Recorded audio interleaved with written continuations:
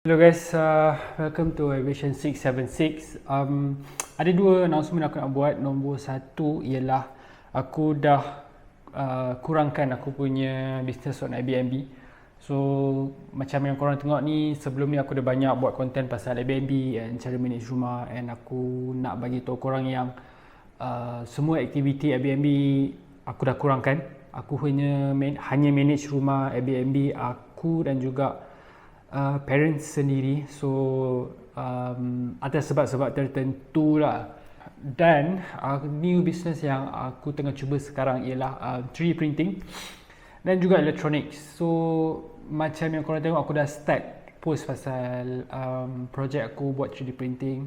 Aku dah banyak explore cara-cara untuk buat this 3D printing punya projek. So nak dipendekkan cerita, aku start dengan bambu, model bambu P1S, dan aku combine sekali, aku pair sekali dengan belajar cara guna AutoCAD.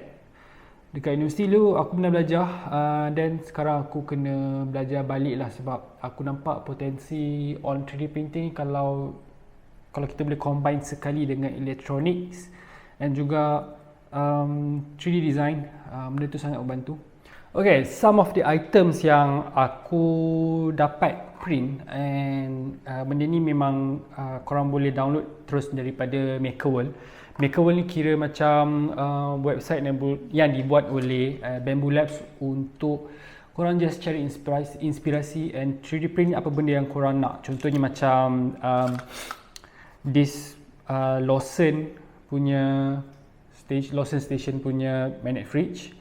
Ada juga dalam model 7E dan juga Family Mart, dan korang boleh print ikut size dan model yang korang nak. And then some of macam Japanese related plate number. So plate number ni kalau korang boleh tengok, dia combine sekali warna putih dan warna hitam. So this is where aku start belajar gunakan AMS. AMS ni kira macam platform yang korang boleh, equipment yang korang boleh guna 3D print multicolor. Instead of just satu color saja, korang boleh guna multicolor. Benda ni bagus kalau korang nak sell, nak jual dekat orang in the mass market. Highly customizable dan sangat senang untuk diguna. And then some of the storage solution, contohnya macam case for SD card dan juga case for untuk masukkan skru. So dan aku nampak dia punya fitting sangat kemas.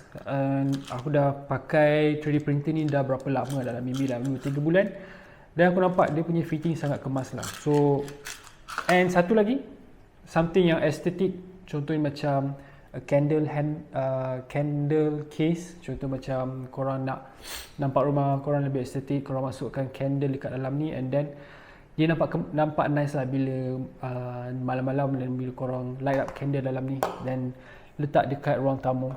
So benda-benda macam tu yang aku tengah cuba buat sekarang. Dan juga aku pun belajar 3D modeling balik, cara-cara untuk design benda-benda simple macam gear, macam case, benda yang orang pakai setiap hari, dan aku cuba untuk 3D design benda tu lah.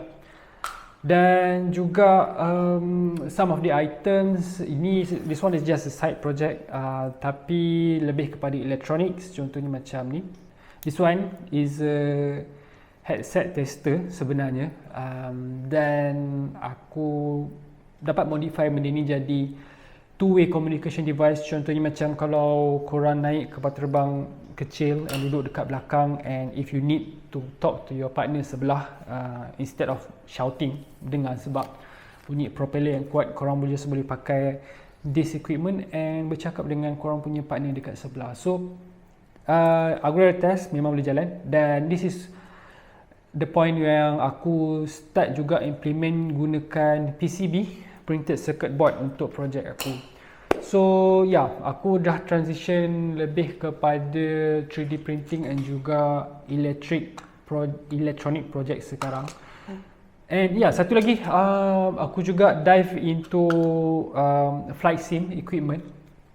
So aku perasan kalau dekat Malaysia ni banyak flight sim yang mahal luar negara, and memang tak ada cara lain, memang tak banyak pilihan yang korang boleh ambil, korang boleh beli. Aku punya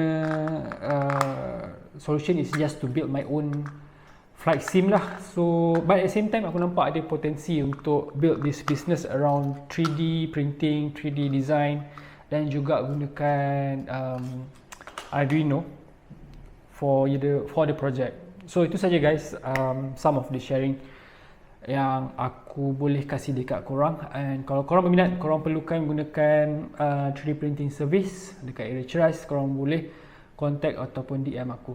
So itu saja guys, I'll see you guys on the next video.